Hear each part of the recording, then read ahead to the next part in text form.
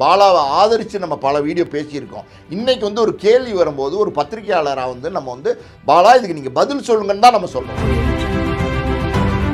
பாலாக்கு எதிர்ப்பாக நீங்கள் ஒரு வீடியோ போட்டிங்கன்னா உடனே கச்சாமுச்சான்னு திட்டி கமெண்ட்ஸ் வருது. ஒரு வண்டியோடைய நம்பரை நீங்கள் எப்படி தவறுதலாக எழுதுவீங்க? இப்போ வந்து பாலாங்கிற நபரை எதன் மூலமா வந்து மக்களுக்கு தெரியும்? பாலா வந்து இந்த உதவி செய்யறது ஏன் வந்து விளம்பரப்படுத்துறார்? பாலா இவ்வளோ தூரம் இறங்கி வந்து பல பேருக்கு தொடர்ந்து உதவி செய்யறார் அப்படின்னா எங்கிருந்து பணம் வரும்? ஒருத்தர் வந்து நல்லது செய்யறார், இப்போ அவர் உண்மையிலே ஒரு குற்றமற்றவராக இருந்தால் இவ்வளோ பெரிய குற்றச்சாட்டு இவ்வளோ மீடியாக்கள் எல்லாரும் வந்து பேச ஆரம்பிச்சிட்டாங்க. ஸோ இந்த மாதிரி ஒருத்தர் வந்து அட்டாக் பண்ணி பேசுகிறப்போ நாளைக்கு நம்மளையும் இப்படி தானே பண்ணுவாங்க, நம்ம யாருக்கும் எந்த உதவியும் செய்யக்கூடாது அப்படின்ற ஒரு போக்கும் இளைஞர்களுக்கு மத்தியில் வந்துட்டு வரும்.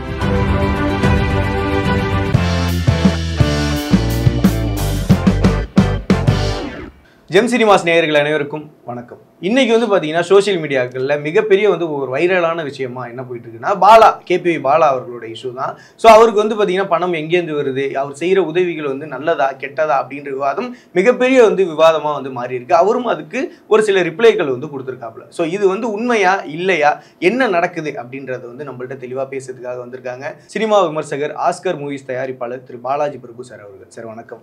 வணக்கம் சார், எப்படி இருக்கீங்க? நல்லா இருக்கேன். Okay sir. சார், ஆக்சுவலாக சோசியல் மீடியாக்களில் மக்கள் மிகப்பெரிய வந்து ஒரு குழப்பத்தில் வந்து இருக்காங்க. பாலா சைடு பாலா நல்லவரா கெட்டவரா அந்த ஜோனுக்கு வந்து போயிட்டாங்க. ஆக்சுவலாக இது எதுதான் சார் உண்மை, என்னதான் நடக்குது? பாலா அவர்கள் பற்றி நீங்கள் உங்களுடைய கருத்து என்ன சார்? இல்லை, நம்மளே பார்த்திங்கன்னா பாலாவை பற்றி பாசிட்டிவாக வீடியோஸ் போட்டிருக்கோம். நானே வேறு சில சேனல்லே கூட பாலாவை பற்றி பாசிட்டிவாக தான் பேசியிருக்கேன். இப்போவும் வந்து நம்ம வந்து பாலாவோட நெகட்டிவாலாம் நம்ம ஸ்டாண்ட் எடுத்து நிற்கலை. பாலா மேலே சில அலிகேஷன்ஸ் வருது. அலிகேஷன்ஸ்னால் சில கேள்விகள் வந்து பாலா மேலே தொடுக்கப்படுது. அதாவது வந்து பாலாக்கு எங்கேருந்து பணம் வருது, இவ்வளோ தூரம் வந்து தொடர்ந்து உதவி செய்கிறதுக்கு பெரிய லெவலில் பணம் தேவைப்படும் இல்லையா? அப்படி இருக்கும்போது அந்த பணம் எங்கேருந்து வருது பாலாக்கு அப்படிங்கிற ஒரு கேள்வி வந்து இன்றைக்கி வந்து சோஷியல் மீடியாவில் பெரிய லெவலில் வைரல் போயிட்டுருக்கு. அப்படி ஒரு கேள்வி கேட்கும்போது இது வந்து இந்த கேள்வி வந்து நமக்கே வந்து ஆல்ரெடி தோணுன ஒரு கேள்வி தான். ஆனால் பாலா வந்து தொடர்ந்து என்ன சொல்லிட்டு வர்றார் அப்படின்னா, நான் கஷ்டப்பட்டு உழைக்கிற பணத்தில் வந்து 100% சம்பாதிக்கிறேன் அப்படின்னா 90% மக்களுக்கு கொடுத்துட்டு 10% மட்டும்தான் நான் வச்சுக்க விரும்புகிறேன். இந்த சொசைட்டிக்கு நான் வந்து சர்வீஸ் பண்ண விரும்புகிறேன், அதாவது கஷ்டப்படுற பலருக்கு உதவி செய்ய நான் விரும்புகிறேன் அப்படின்னு வந்து பாலா தொடர்ந்து சொல்லிட்டு வர்றாரு. மக்கள் மத்தியில் பார்த்திங்கன்னா பாலாக்கு ஒரு நல்ல பேர் இருக்குது, நல்ல செல்வாக்கு இருக்குது. பாலா அப்படின்னாலே அந்த பையன் சின்ன பையன், ரொம்ப நல்ல பையன், தங்கமான பையன், யாருக்கு ஏதாவது கஷ்டம்னாலும் உடனே ஓடி போய் உதவி செய்வார் அப்படிங்கிற ஒரு நல்ல பேர் வந்து பாலாக்கு வந்து மக்கள் மனசில் இருக்குது. இந்த சொசைட்டியில் வந்து பாலா அப்படின்னா, கேபி பாலா அப்படின்னா நல்ல பையன் அப்படிங்கிற அந்த பேர் வந்து பாலாக்கு இருக்குது. ஸோ இப்படி இருக்கிற சூழ்நிலையில் பார்த்திங்கன்னா பாலா மேலே சில சர்ச்சைகள், அது தொடர்ந்து பார்த்திங்கன்னா ஒரு கேள்வி ஒன்று தொடர்ந்துக்கிட்டே வருது. பாலா பின்னாடி நீண்ட நாட்களாக ஒரு கேள்வி தொடர்ந்துகிட்டே வருது. அது என்ன அப்படின்னா, பாலா இவ்வளோ தூரம் இறங்கி வந்து பல பேருக்கு தொடர்ந்து உதவி செய்கிறார் அப்படின்னா இந்த பணம் எங்கேருந்து வருது அப்படிங்கிற ஒரு கேள்வி வந்து தொடர்ந்து இருந்துக்கிட்டே தான் இருந்தது. இன்னொரு பக்கம் பார்த்திங்கன்னா பாலா வந்து இந்த உதவி செய்கிறதை ஏன் வந்து விளம்பரப்படுத்துகிறார்?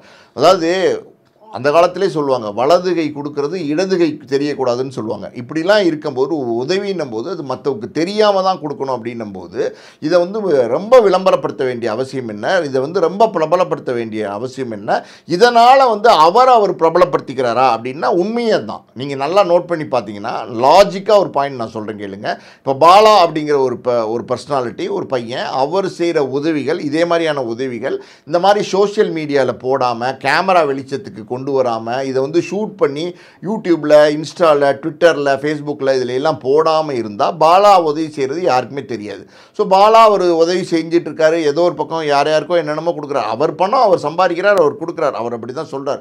ஸோ அப்படி இருக்கும்போது யாருமே வந்து கேள்வி கேட்க போகிறது இல்லை. ஸோ இப்போ வந்து பாலாங்கிற நபரை எதன் மூலமாக வந்து மக்களுக்கு தெரியும்? பாலா அப்படின்னா உதவி செய்வார் அப்படிங்கிறது வந்து தெரியும். ஸோ இந்த உதவி செய்வாருங்கிறது எப்படி வந்து சோஷியல் மீடியாக்குள்ளே தெரிய வந்துச்சு, எப்படி வந்து மக்களுக்கு தெரிய வந்துச்சு?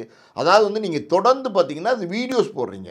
வீடியோஸ் போடும்போது அந்த வீடியோஸ் வந்து பப்ளிக்கை போய் ரீச் ஆகுது. பப்ளிக் போய் ரீச் ஆனோன்னா, ஆஹா பாலா வந்து இந்த உதவி செய்வார், பாலா அந்த உதவி செய்வார், ஆம்புலன்ஸ் வாங்கி கொடுத்துருக்காரா, இப்படி வந்து தொடர்ந்து வந்து பேச்சுக்கள் வந்ததுனால தான் பாலாவே பிரபலம் பண்ணார். பாலா காந்தி கண்ணாடின்னு ஒரு படத்தில் நடிச்சிருக்காரு. அதுதான் அவருடைய முதல் படம். அதில் அவர் ஹீரோவே கிடையாது, அது ஒரு பக்கம் விட்டுறலாம். இப்போ அந்த படம் வந்து வந்து இப்போ பார்த்தீங்கன்னா காந்தி கண்ணாடி வந்து கிட்டத்தட்ட ஒரு பட்ஜெட் சொல்கிறாங்க என்னென்னா 3.5 கோடி ரூபா பட்ஜெட்டில் வந்து அந்த படம் எடுக்கப்பட்டது. கிட்டத்தட்ட பார்த்தீங்கன்னா காந்தி கண்ணாடியோட theatrical collection worldwide theatrical collection இருக்குது பார்த்தீங்களா, அதுவே பார்த்தீங்கன்னா 4.5 கோடி ரூபா ரீச் பண்ணிடுச்சுன்னு சொல்கிறாங்க. இது இல்லாமல் பார்த்தீங்கன்னா ஒரு எப்படி சொல்கிறது ஓடிடியினுடைய வியாபாரம் ஒன்று இருக்குது, இன்னும் விற்காமல் இருக்குது. அதுக்கப்புறம் சேட்டலைட் வியாபாரம் இருக்குது. அதுக்கப்புறம் பார்த்தீங்கன்னா other dubbing rights, remake rights, இந்த மாதிரியான வேறு சில வியாபாரங்கள் இருக்குது. ஆடியோவோட வியாபாரம் இருக்குது. இதெல்லாம் பார்த்தீங்கன்னா ஒரு 3.5 கோடி ரூபா போட்டு பண்ண படம் கிட்டத்தட்ட பார்த்தீங்கன்னா ஒரு 9 கோடி ரூபா 8.5 கோடி ரூபாய்க்கு கலெக்ஷன் பண்ணும் அப்படிங்கிறாங்க. நான் சொல்கிறது வந்து தியேட்ரிக்கல் கலெக்ஷனே 4.5 கோடி பண்ணியிருக்கு. இது இல்லாமல் வந்து satellite, OTT, other language rights, audio rights இதெல்லாம் சேர்த்து ஒரு 9 கோடி ரூபாய்க்கு கலெக்ட் பண்ணோம் அப்படின்னா நிச்சயமாக அது ஒரு நல்ல கலெக்ஷன், ஒரு எப்படி சொல்கிறது தரமான கலெக்ஷன். ஒரு புது பையன் நடித்த படத்துக்கு இவ்வளோ கலெக்ஷன் பண்ணியிருக்கு அப்படின்னா நிச்சயமாக அது ஒரு பெரிய வெற்றி தான் பாலாக்கு. ஆனால் இந்த கலெக்ஷன் இந்த பாலாக்கு எப்படி வந்து நடந்தது, இந்த பாலா முதல் படத்தில் நடித்தோன்னு எப்படி வந்து ஆடியன்ஸ் தெரிஞ்சார்.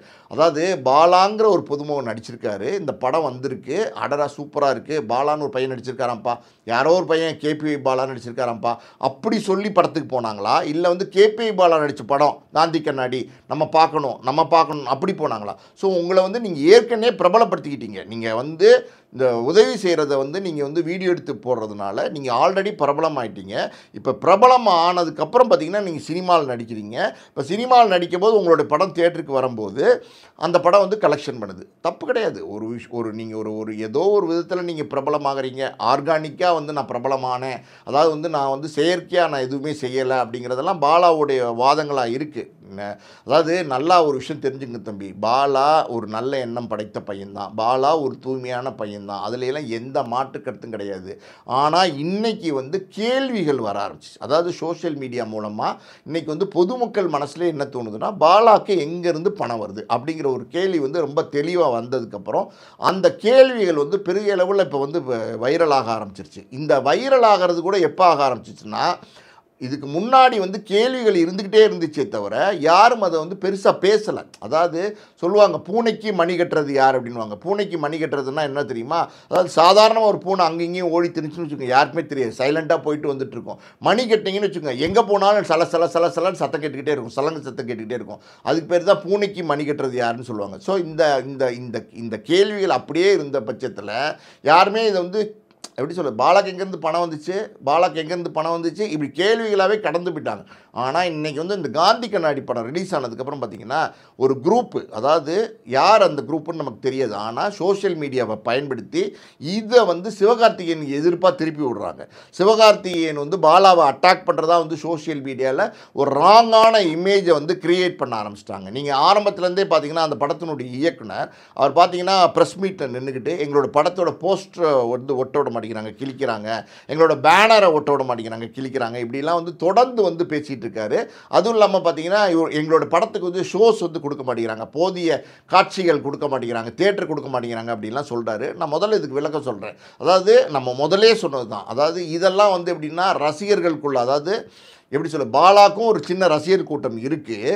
அதே நேரத்தில் பார்த்திங்கன்னா சிவகார்த்திகேயனை பொறுத்த வரைக்கும் பார்த்திங்கன்னா பெரிய ரசிகர் கூட்டம் இருக்குது. ஸோ சிவகார்த்திகேயன் படம் மதராசி ரிலீஸ் ஆன அன்னைக்கு காந்தி கண்ணாடி வருதுன்னும் போது அந்த ரசிகர்களுக்குள்ள ஒரு கோபம் இருக்கலாம். அந்த கோபத்தில் சில 1-2 அசம்பாவிதங்கள் அங்கேயும் இங்கேயும் 1-2 நடந்திருக்கலாமே தவிர யாருமே வந்து பாலாவை டார்கெட் பண்ணி பண்ணலை. சிவகார்த்திகேயன் வந்து பாலாவை டார்கெட் பண்ணி பண்ணுறதுக்கு அவசியம் இல்லை.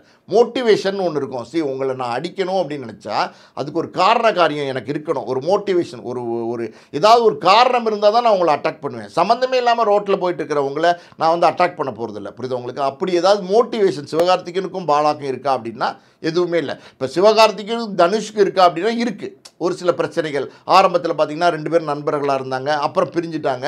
ஸோ அவங்களுக்குள்ள ஒரு பகை உணர்வு வந்து இன்றைக்கி இருக்குது. அப்படி இருக்கும்போது வந்து தனுஷை வந்து பாலா வந்து அட்டாக் பண்ணி பேசலாம், அப்படி இருக்கும்போது தனுஷை வந்து சிவகார்த்திகேயன் அட்டாக் பண்ணி பேசலாம். பாலாவை எப்படி அட்டாக் பண்ணி பேசுவார்? பாலாவை ஏன் அட்டாக் பண்ணி பேசணும்? பாலாவும் சிவகார்த்திகேயனும் ஒன்றா?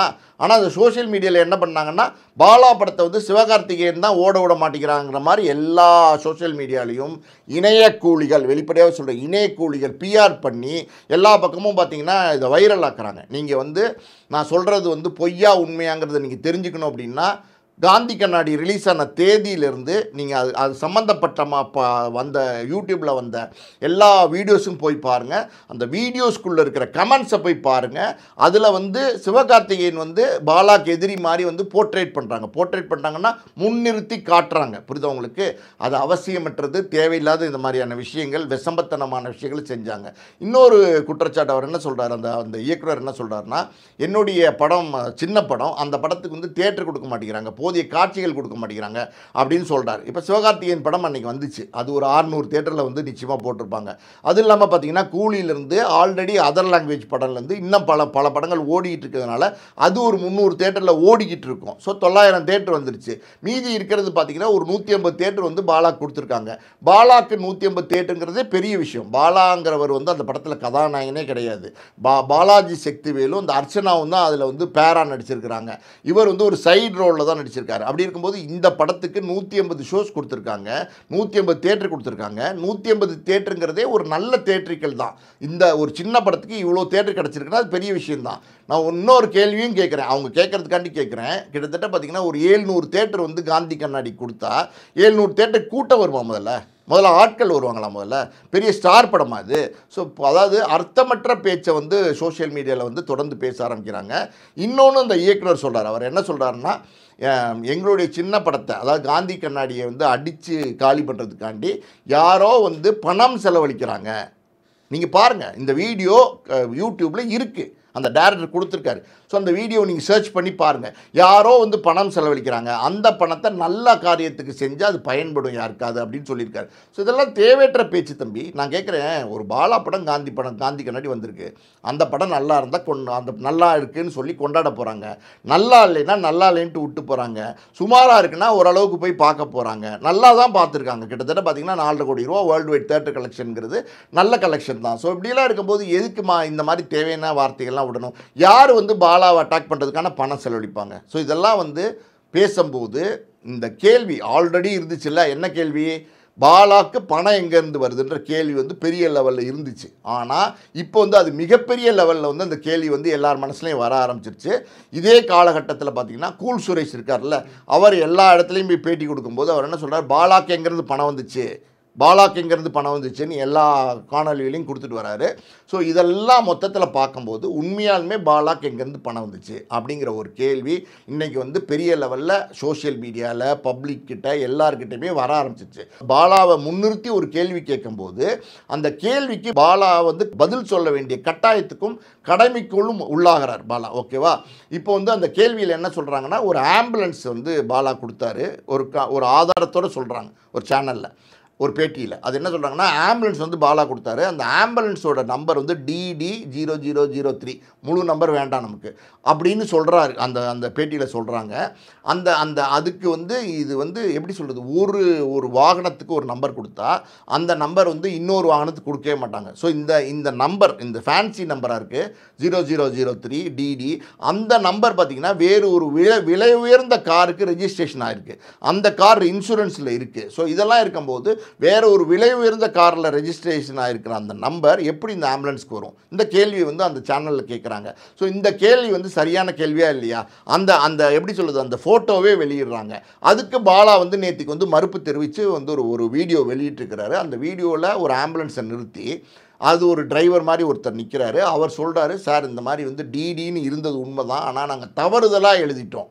எப்படி தவறுதலாக எழுதுவாங்க? ஒரு வண்டி நம்பரை எப்படிங்க தவறுதலாக எழுதுவாங்க? நான் கேட்குறேன், ஒரு அப்பாவோட இனிஷியலு அதை வந்து ஏன்னு போடுறதுக்கு பதில் நான் சீன்னு போட்டேன்னா சரியாக வருமா, நியாயமாக வருமா? எப்படி தவறுதலாக எழுதுவீங்க? ஒரு வண்டியோடைய நம்பரை நீங்கள் பதிவெண்ணை எழுதும்போது கவனமாக தான் நீங்கள் எழுதுவீங்க. சும்மா சாதாரணமான விஷயம் கிடையாது இது. அப்படி இருக்கு. நீங்கள் ஒன்றே கேட்குறேன் தம்பி, உங்கள் 10வது பரீட்சை எழுதுறீங்க, 12வது பரீட்சை எழுதுறீங்க, ரோல் நம்பர்னு ஒன்று கொடுக்குறாங்க. அந்த ரோல் நம்பருங்கிறது நீங்கள் கரெக்டாக எழுதணுங்கிறது உங்களுடைய கடமை, பொறுப்பு. அதை மீறி நீங்கள் அந்த ரோல் நம்பரை வந்து நான் 2 நம்பர் மாற்றி எழுதிட்டேன், தெரியாமல் எழுதிட்டேன்னா இது விளக்கமா? ஸோ இது வந்து டிடின்னு இருந்தது வந்து எங்களுக்கு தெரியல, நாங்கள் வந்து டிடின்னு தெரியாமல் எழுதிட்டோம், அது வந்து ஆக்சுவலி டி தான் அப்படின்ற ஒரு விளக்கத்தை இப்போ கொடுத்துருக்காங்க. அது வந்து ஏற்கக்கூடிய விளக்கமாக இல்லை. ரெண்டாவது வந்து இந்த ஆம்புலன்ஸ் வந்து எஃப்சி இல்லாமல் இருந்துச்சு. யார் பாலா கொடுத்த ஆம்புலன்ஸு எஃப்சி இல்லாமல் இருக்குது. ஓகேவா? ஃபிட்னஸ் சர்டிஃபிகேட், எஃப்சினா ஒரு வாகனத்துக்கு ஃபிட்னஸ் சர்டிஃபிகேட் ஆர்டிஓவில் கொடுத்தா தான் அந்த வாகனம் வந்து ரோட்டில் ஓட முடியும். அந்த ஃபிட்னஸ் சர்டிஃபிகேட் வந்து இல்லாமல் இருக்குது. அதனால் இந்த வாகனத்தை வந்து நாங்கள் குடோனில் போட்டுட்டு வேற ஒரு வாகனம் வந்து அதுக்கு நாங்கள் பதிலுக்கு கொடுத்துட்டோம் அப்படின்னு சொல்கிறாங்க. ஸோ இதெல்லாம் எப்போ நடந்தது? சரி, வேற ஒரு வாகனத்துக்கு பதில் கொடுத்துட்டோன்னு சொல்கிறாங்கல்ல, நீங்கள் அந்த வாகனம் ஃபிட்னஸ் இல்லாத வாகனத்தை வந்து நேற்றுக்கு வந்து வீடியோவில் காட்டுறாங்க, ஃபோட்டோவில் காட்டுறாங்க. அந்த ஒருத்தர் பேசுகிற டிரைவர் மாதிரி அவர் வந்து இந்த இந்த இந்த அந்த அந்த ஆம்புலன்ஸோடு நிற்கிறாரு. அந்த ஆம்புலன்ஸை நீங்களே பாருங்கள், அது வந்து ரொம்ப பலன்னு இருக்குது. அந்த ஆம்புலன்ஸு பார்த்தீங்களா நீங்கள்? புது ஆம்புலன்ஸ் மாதிரி இருக்குது. அதாவது வந்து ஒரு ஃபிட்னஸ் இல்லாத ஆம்புலன்ஸு பல வருடங்களுக்கு முன்னாடி அது குடோனில் போட்டிங்கன்னா அது எப்படி நிற்கும்? பால் அடைஞ்சு அழுக்கா அது வந்து தூசி படித்து தானே நிற்கும். அப்படி நிற்கிற வண்டியை வந்து நீங்கள் வந்து அதே மாதிரி வீடியோ எடுத்து போட வேண்டியதானே? இதை நாங்கள் வந்து போட்டோங்க, நாங்கள் வேறு ஒரு வண்டி வாங்கி கொடுத்துறதுக்கு பதில்னு சொல்ல வேண்டியதானே? நீங்கள் எதுக்கு அந்த வண்டியை குளிப்பாட்டி க்ளீன் பண்ணி சோப்பெல்லாம் தடவி கொண்டு வந்து வீடியோ எடுக்கிறீங்க? ஸோ அந்த வீடியோவிலாம் டவுட் இருக்குது. புரியுது உங்களுக்கு? டவுட்னா சந்தேகங்கள் இருக்குது. ஓகேவா? இப்போ ஒரு 8000 கமெண்ட் மேலே அந்த வீடியோவில் இருந்துச்சு. எல்லாத்துலேயும் பார்த்தா எனக்கு இந்த டவுட் இருக்குது ரொம்ப நாளாக அப்படின்ற கமெண்ட் தான் ரொம்ப அதிகமாக இருந்துச்சு. அதில் ஒருத்தர் வந்து சொல்லியிருந்தார் என்னன்னா, இது எல்லாமே கொடுத்தது எல்லாமே நான் புதுசுன்னு நினச்சிட்டு இருந்தேன், எந்த இடத்துலையுமே வந்து பாலா அவர்கள் வந்து நான் செகண்ட் ஹேண்டில் தான் இந்த வண்டிலாம் வாங்கி தரேன் அப்படின்ற மாதிரி எந்த இடத்துலையும் மென்ஷன் பண்ணலை. ஏன்னா நம்பர் இல்லாமல் இருக்கிறப்ப வண்டி புது வண்டியாக தான் இருக்குன்ற ஒரு எண்ணத்தில் இருந்தோம். பட் ஆனால் இதெல்லாம் செகண்ட் ஹேண்ட் வண்டியாக இருக்குது. சரி, ஓகே, பரவாயில்ல. இருந்தாலும் வந்து இப்போ வெளியிட்டதுக்கப்புறம் அவரும் வந்து வீடியோ வந்து வெளியிட்டதுக்கப்புறம் இந்த மாதிரிலாம் என்னை தாக்கி பேசுவாங்கன்றது எனக்கு ஏற்கனவே தெரியும். நான் ஹாஸ்பிட்டல் கட்டுறேன்னு சொன்னாங்க, ஆனால் நான் கிளினிக் தான் கட்டுறேன் அப்படின்றதும் வந்து முன்வைக்கிறார். ஆனால் நிறைய இடத்துல ஹாஸ்பிட்டல் தான் கட்டணுன்றதும் சொல்லியிருந்தார். ஒரு மேஜரான ஒரு ஃபீமேல் அங்கர் பேசுகிறப்போ எனக்கு ஹாஸ்பிட்டல் கட்டணும் தான் ஆசைன்னு சொன்னார். அதுக்கப்புறம் இன்னொரு வீடியோலையும் நான் ஹாஸ்பிட்டல் தான் கட்டுறேன்னு சொன்னார். இப்போ அது கிளினிக் அப்படின்ற மாதிரி வந்து சொல்கிறார். ஸோ இதில் எது உண்மைன்றதும் அவரு கேட்டிருந்தார். எல்லாமே அதான் சொல்கிறேன்ல, எல்லாமே ஃபிஷியாக இருக்குது. ஃபிஷியாக இருக்குன்னா குழப்பமாக இருக்குது, அதான் வார்த்தை. புரியுதா உங்களுக்கு? அதாவது என்ன அப்படின்னா, பாலா வந்து நீங்கள் சொல்கிறீங்கல்ல, அதாவது வந்து நான் வந்து ஹாஸ்பிட்டல் கட்டுறேன் அப்படிங்கிறது தான் பல இடங்களில் சொல்லியிருக்காரு. பல சேனல்ஸில் பார்த்தீங்கன்னா பாலா கட்டும் ஹாஸ்பிட்டல், இலவச மருத்துவமனை அப்படின்னு தான் வந்து எல்லா சேனல்ஸ்லேயுமே வந்து வீடியோஸ் போட்டிருக்காங்க. எல்லா இடங்கள்லையுமே அப்படி தான் வீடியோஸ் போட்டிருக்காங்க. அந்த காந்தி கண்ணாடி ஆடியோ வெளியீட்டில் பார்த்தீங்கன்னா அந்த கம்பேர் பண்ணுற பொண்ணு, அவங்க மணிமேகலைன்னு நினைக்கிறேன், அவங்க வந்து பாலாட்ட கேட்குறாங்க, பாலா எப்போ அவங்களுடைய ஹாஸ்பிட்டல் கனவு நிறைவேற போகுது அப்படின்னோடனே அப்போ பாலா பதில் சொல்கிறாரு. என்ன சொல்கிறாருன்னா, அதெல்லாம் அவ்வளோ சீக்கிரமாக பண்ணிட முடியுமாக்கா, நான் கொஞ்சம் கொஞ்சமாக பண்ணிக்கிட்டு இருக்கேன், கட்டட வேலை நடந்துகிட்டு இருக்கு, இதெல்லாம் சொல்கிறார். அந்த இடத்துல ஹாஸ்பிட்டல் வேலை எப்படி நடந்துக்கிட்டு இருக்குன்னு மணிமேகலை கேட்கும்போது, அக்கா அது ஹாஸ்பிட்டல் இல்லைக்கா, அது ஒரு சின்ன கிளினிக்கா அப்படின்னு பாலா அங்கே விளக்கம் கொடுத்துருக்கணுமா இல்லையா? அவ்வளோ பெரிய மேடையில் அத்தனை பேர் முன்னாடி உட்காந்துருக்காங்க. அப்போ ஹாஸ்பிட்டல்னு அவங்க சொல்லும்போது ஹாஸ்பிட்டல் இல்லை கிளினிக்குன்னு சொல்லியிருக்கணுமா இல்லையா? சொல்லலை. ஆனால் இன்றைக்கி வந்து கிளினிக்குன்னு சொல்கிறார். ஓகேவா? ஹாஸ்பிட்டல்னு சொன்னவர் இன்றைக்கி கிளினிக்குன்னு சொல்கிறார். மாற்றி மாற்றி பேசுகிறார். புரிஞ்சுங்க. ரெண்டாவது விஷயம் என்ன அப்படின்னா, அவர் நீங்கள் அந்த வீடு சார் தம்பி எதுவுமே ஆதாரம் இல்லாமல் பேசலை தம்பி. அதாவது அமுதவாணன் ஒரு அரை கிரவுண்ட் கொடுத்தாரு, நான் ஒரு அரை கிரவுண்டு வாங்கியிருக்கேன். நல்லா கேட்டுங்க, அரை கிரவுண்டு மொத்தத்தில் ஒரு கிரவுண்டு. இந்த ஒரு கிரவுண்டில் வந்து நான் வந்து கிளினிக் கட்டுறேன்னு ஹாஸ்பிட்டல் கட்டுறேன்னு அன்னைக்கு சொல்லியிருந்தார். இன்றைக்கி என்ன சொல்கிறார் அப்படின்னா, நல்லா கேட்டுங்க, நான் ஒரு 1/4 கிரவுண்டு வாங்கியிருந்தேன் சீட்டு போட்டு, அவர் ஒரு 1/4 கிரவுண்டு வச்சுருந்தார் கார் பார்க் பண்ணுறதுக்காண்டி. ரெண்டையும் கொடுத்தாங்க. அரை கிரவுண்டில் தான் நான் வந்து கிளினிக் கட்டுறேன், அதாவது வந்து ஹாஸ்பிட்டல் கிடையாது கிளினிக் கட்டுறேன் அப்படின்றத சொல்கிறாரு. பழைய வீடியோவை நீங்கள் போய் யூடியூப்பில் சர்ச் பண்ணி பாருங்கள். இது நான் ஆடியன்ஸ்க்கு சொல்கிறேன். அதாவது வந்து ஏற்கனவே பாலாவே அவருடைய வாயால் சொல்லியிருப்பார், அரை கிரவுண்டு ஒரு கிரவுண்டு இந்த கிளினிக்குன்னு சொல்லியிருப்பார். அப்போ ஹாஸ்பிட்டல்னு சொல்லியிருப்பார். இப்போ கிளினிக்காக மாற்றிட்டார். இப்போ என்ன சொல்கிறாருன்னா 1/4 கிரவுண்டு அரை கிரவுண்டு அப்படிங்கிறாரு. ஸோ இதெல்லாமே பாலாவே பார்த்தீங்கன்னா தடுமாற்றமாக விளக்கம் கொடுக்குறாரு. புரியுதா உங்களுக்கு? இன்னொரு பையனுக்கு வண்டி வாங்கி கொடுத்தாரு, ஏதோ பெட்ரோல் பங்க்கில் போனார், வண்டி வாங்கி கொடுத்தாரு. எல்லாமே ஷூட்டிங் தம்பி. நான் கேட்குறேன், இது எதுக்கு ஷூட் பண்ணுறீங்க? நீங்கள் ஏன் ஷூட் பண்ணுறீங்க? நீங்கள் கொடுக்குற உதவியை எதுக்கு ஷூட் பண்ணுறீங்க? அந்த பெட்ரோல் பங்க் போகும்போது நீங்கள் அந்த வீடியோ பார்த்துருக்கீங்களா? பெட்ரோல் பங்க் போகிறாரு, அந்த பெட்ரோல் போட்டோன்னு அந்த பையன் கேட்குறான், அண்ணா நான் வந்து வண்டி இல்லாமல் கஷ்டப்படுறேன். அப்படியா தம்பி, இருடா தம்பின்னு ஒரு வண்டியை வந்து கொடுக்குறாங்க. அவ்வளவும் ஷூட்டிங் மோடில் இல்லை. அதாவது பக்காவாக ஸ்கிரிப்டடுங்கிறது வந்து எல்லாருக்குமே தெரிஞ்சிச்சு. ஸ்கிரிப்டடாக இருந்தால் கூட அது வந்து பெருசாக கேள்வி கேட்காம இருந்தாங்க. இன்றைக்கி வந்து பாலா வந்து அது எப்படி சொல்கிறது, எல்லாருமே கேள்வி கேட்கும்போது நான் சொல்கிற ஒரு விஷயம் என்னென்னா, பாலா வந்து தப்பு செஞ்சுருக்காருன்னு நான் சொல்லலை. பாலா வந்து குற்றமற்றவர்னு அவரை நிரூபிக்கணும். அந்த நிரூபிக்கிறது வந்து ஆதாரத்தோட சரியான வந்து காகிதங்களோட, அதாவது பேப்பர்ஸோட டாக்குமெண்ட்ஸோட வந்து அதை அவர் நிரூபிக்கணும். அதாவது வந்து இந்த மாதிரி வந்து சின்ன சின்ன வீடியோக்கள்லாம் எடுத்து போடுறது தவறு. அதாவது பாலா வந்து நான் கேட்குறேன், பாலா கேபி பாலாங்கிறவர் வந்து இன்றைக்கி ஒரு ப்ரெஸ் மீட் அரேஞ்ச் பண்ணார்னா இன்றைக்கி இருக்கிற எல்லா ப்ரெஸ்ஸும் வரும், எல்லா யூடியூப் சேனலும் வரும், எல்லா ஊடகங்களும் வருவாங்க. அப்படி இருக்கும்போது ஒரு ஓப்பன் ப்ரெஸ் மீட்டை அரேஞ்ச் பண்ணி, ஏன் நான் கேட்குறேன், லட்சங்களில் செலவழித்து காந்தி கண்ணாடியோட ஆடியோ வெளியீட்டை வந்து கிராண்டாக நடத்த முடியல. அதே மாதிரி ஒரு பெரிய ப்ரெஸ் மீட்டை நடத்தி அந்த ப்ரெஸ் மீட்டில் ப்ரெஸ்காரவங்க கேட்குற கேள்விக்கெல்லாம் ரொம்ப கிளாரிட்டி, அதாவது வந்து டிரான்ஸ்பரண்ட்டாக வெளிப்படையாக பதில் சொல்லி அந்த என்ன அவர் சொல்கிறாரோ அதுக்கான டாக்குமெண்ட்ஸ் நல்லா புரிஞ்சுக்கோங்க. வாய் வார்த்தையில் சொல்கிறது எந்த காலத்தையும் செல்லாது, ஏற்றுக்கொள்ளப்பட மாட்டாது. டாக்குமெண்ட்டாக கொடுக்கணும். இது இந்த இடம் வாங்கியிருக்கேன் கால் கிரவுண்டுன்னு சொல்கிறார்ல, அன்றைக்கி அரை கிரவுண்ட் சொன்னார், இன்றைக்கி கால் கிரவுண்ட் சொன்னார். அந்த கால் கிரவுண்டு இடத்த வந்து நான் இந்த தேதியில் நான் பதிவு பண்ணியிருக்கிறேன், என் பேரில் பதிவு பண்ணியிருக்கிறேன். அமுதவானன்கிறவர் அவர் ஒரு கால் கிரவுண்டு எனக்கு கொடுத்தாரு, அது அந்த தேதியில் அவர் பதிவு பண்ணியிருக்காரு. ஸோ மொத்தம் இதை ரெண்டு சேர்ந்து தான் நாங்கள் வந்து இந்த வந்து எப்படி சொல்கிறது, இந்த கிளினிக்கை கட்டிக்கிட்டு இருக்கோம். இதெல்லாம் வந்து தெளிவாக சொல்லணும். அதே மாதிரி இந்த ஆம்புலன்ஸை டவுட்டு கிரியேட் பண்ணியிருக்காங்கல்ல, இதெல்லாம் இந்த வாகனங்கள்லாம் நீங்கள் வாங்கியிருப்பீங்க. ஸோ இந்த வாகனங்கள்லாம் நீங்கள் வாங்குறதெல்லாம் பார்த்தீங்கன்னா இப்போ வந்து பார்த்தீங்கன்னா நல்லா கேட்டுங்க தம்பி, 20,000 ரூபாய்க்கு மேலே நீங்கள் பணமாக வந்து யாருக்காவது கொடுத்தீங்கன்னா அது ரெக்கார்டவே கொண்டு வர முடியாது. புரியுது உங்களுக்கு? இன்கம் டேக்ஸ் அலோவ் பண்ணுறதில்ல. இப்போ சட்டங்கள்லாம் நிறைய மாறிடுச்சு. முதல்ல எல்லாம் பார்த்தீங்கன்னா 1 லட்சம் 2 லட்சம் 5 லட்சம் கூட நீங்கள் பணமாக தூக்கி கொடுத்துடலாம். இப்போ அப்படிலாம் பண்ண முடியாது. எது இருந்தாலும் ரெக்கார்டு வேணும். ரெக்கார்டை நீங்கள் கிரியேட் பண்ணி வச்சுருக்கீங்களா? நீங்கள் ஒரு உதவி செய்யும்போது நாளைக்கு இப்படி கேள்விகள்லாம் வரும்போது அது ரெக்கார்டு உங்ககிட்ட இருக்கா அப்படின்னா, நீங்கள் வந்து ஆம்புலன்ஸுக்கெல்லாம் லட்சங்களில் பணம் கொடுத்துருப்பீங்க. ஒரு உதாரணத்துக்கு ஒரு 10 லட்சம் 5 லட்சமாக அது வேணும். ஆம்புலன்ஸ் அப்படிங்கிறது சாதாரணமாக நம்ம வாங்குற கார் கிடையாது. அதில் வந்து பார்த்தீங்கன்னா ஆம்புலன்ஸில் ஒரு பேஷண்ட்டை ஏற்றிட்டு போகும்போது அந்த ஆம்புலன்ஸ் வந்து வீட்டிலேருந்து ஹாஸ்பிட்டலுக்கு போகிற ஒரு டிஸ்டன்ஸ் ஒரு 4 கிலோமீட்டர் 5 கிலோமீட்டர்னா அந்த 5 கிலோமீட்டர் அந்த பேஷண்ட் வந்து சேஃபாக செக்யூர்டாக இருக்கிற மாதிரி, அதாவது மினிமம் பேசிக் ஃபெசிலிட்டிஸ், அதாவது வந்து இந்த ஆக்சிஜன் ஃபெசிலிட்டிஸ், இசிஜி மானிட்டரு, இந்த ஒரு நர்ஸு, டாக்டரு, இதெல்லாம் அந்த ஆம்புலன்ஸில் இருக்கணும். ஸோ இந்த ஃபெசிலிட்டிஸ்லாம் வச்சு வாங்குறீங்க ஒரு ஆம்புலன்ஸ் அப்படின்னா ஒரு 15 லட்சமாக அது ஆகும். ஸோ 15 லட்சம்னு ஒரு 5-6 ஆம்புலன்ஸ் வாங்கி கொடுத்துருக்கீங்கன்னா அதுக்கு எங்கேருந்து பணம் வந்திருக்குன்னு இன்றைக்கி வந்து கேள்வி கேட்குறாங்க. அப்படின்னா நீங்கள் வந்து எந்த தப்புமே செய்யலைன்னா வெளிப்படையாக நீங்கள் வந்து நான் சொன்ன மாதிரி டாக்குமெண்ட்டாக நீங்கள் வந்து கொடுத்துட்டு போகணும். ஸோ இதெல்லாம் பண்ணாமல் நீங்கள் ஏதோ ஒரு செவரு பின்னாடி நின்றுக்கிட்டு ஏதோ ஒரு முட்டுச்சந்துக்கிட்ட நிற்கிற மாதிரி நின்றுக்கிட்டு என் மேலே இவ்வளோ வன்மமா, அதை சொன்ன டயலாக்கை எப்படி ரிப்பீட் பண்ணி சொல்கிறான்னு தெரில. ஒரு பேட்டியில் ஒரு நிருபர் கேட்பார், அங்கே ஒரு ஆடியோ ஒன்று வந்திருக்கும், அந்த ஆடியோவில் என்ன டயலாக் சொன்னாரோ அதே டயலாக்கை சிமிலர் டயலாக்கை வந்து அப்படியே ரிப்பீட் பண்ணுறாரு. எப்படி ரிப்பீட் பண்ணுறாருன்னு எனக்கு தெரியல. அதாவது வந்து ஒருத்தன் ஒரு இடத்துல பேசினான்னா இன்னொரு இடத்துல பேசும்போது வேறு மாதிரி பேசுவான். ஆனால் பார்த்தீங்கன்னா இவர் என்ன பண்ணுறாரு, நான் வந்து எப்படி சொல்கிறது, சர்வதேச கைக்கூலியா, நான் வந்து ஒரு தினக்கூலி அப்படிங்கிறதெல்லாம் சொல்கிறார். நான் கேட்குறேன், மக்கள் கேட்குறாங்க தினக்கூலிக்கு ஏது இவ்வளோ காசுன்னு கேட்குறாங்க. அதுக்கு நீங்கள் பதில் சொல்லணுமா வேண்டாமா? அப்போ பதில் சொல்லாமல் நீங்கள் மறுக்கிறீங்க. ஏன் மறுக்கிறீங்க? நீங்கள் வந்து ஏதோ ஒரு இடத்துல ஒரு வீடியோ போகிறதெல்லாம் கிடையாது. நீங்கள் நேரடியாக ப்ரெஸ்ஸை சந்திங்க, நேரடியாக ப்ரெஸ்ஸை கூப்பிடுங்க, நேரடியாக நீங்கள் யார் உங்கள் மேலே வந்து புகார் வைக்கிறாங்களோ அவங்களையும் வர சொல்லுங்கள், வரட்டும், டிபேட்டாக நடக்கட்டும். அப்போ உங்களுடைய ஆதாரங்களையும் காமிங்க, நான் குற்றமற்றவன் அப்படிங்கிறத நிரூபிங்க. அந்த அரங்கமே உங்களை கைதட்டி கொண்டாடும், மாலை போட்டு கொண்டாடும். இதான் உண்மை. இன்னொரு விஷயம் சொல்கிறேன் கேளுங்க. சொல்லும்போது ஒரு லூஸ் ஸ்டாக் ஒன்று விட்றாரு. அந்த ஆடியோவில் ஒரு நிருபர்கிட்ட பேசும்போது அவர் ஒரு விஷயம் சொல்கிறார். நீங்கள் நல்லா கவனித்து பார்த்தீங்கன்னா அவர் என்ன சொல்கிறார் அப்படின்னா, அதாவது வந்து ஏன் தம்பி நீங்கள் வந்து ஹாஸ்பிட்டல் கட்டணும், அந்த எண்ணம் ஏன் உங்களுக்கு வந்துச்சுன்னு அவர் கேட்குறாரு அந்த நிருபர். அதுக்கு பாலா என்ன தெரியுமா சொல்கிறாரு, அதாவது வந்து அரசாங்க மருத்துவமனை, கவர்மெண்ட் ஹாஸ்பிட்டல், நான் சொல்கிறது ரெக்கார்டு, நீங்கள் போய் பாருங்கள் அந்த சேனலில், ஆடியோ கேளுங்க. கவர்மெண்ட் ஹாஸ்பிட்டலில் போய் ஊசி போட்டால், குழந்தைங்களுக்கு ஊசி போட்டால் இடுப்பு தடிச்சிருது. எங்கே இங்கே போடுவாங்கல்ல குழந்தைங்களுக்கு இடுப்பில் ஊசி போடுவாங்கல்ல, இடுப்பில் ஊசி போட்டால் இடுப்பு தடிச்சிருதான்.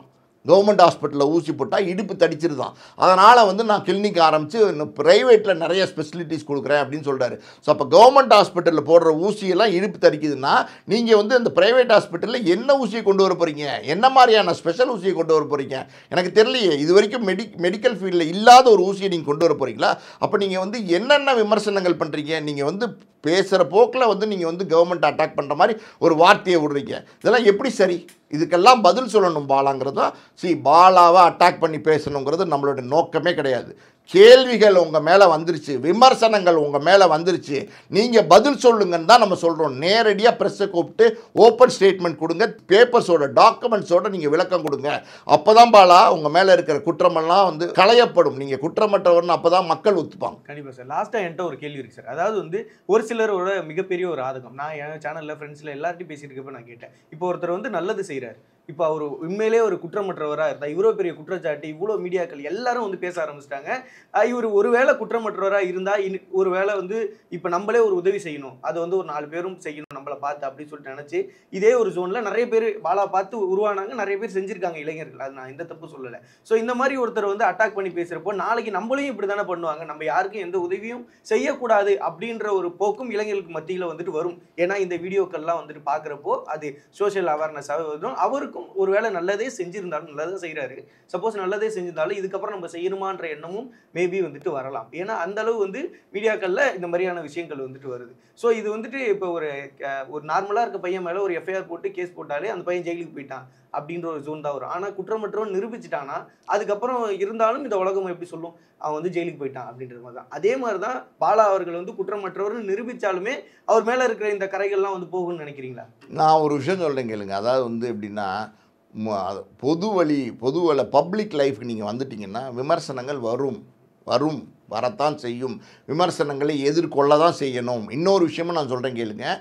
நான் சொல்கிற பாயிண்ட் கரெக்டாக நீங்கள் நோட் பண்ணி பாருங்கள். எல்லாருமே நான் பப்ளிக் சொல்கிறேன்.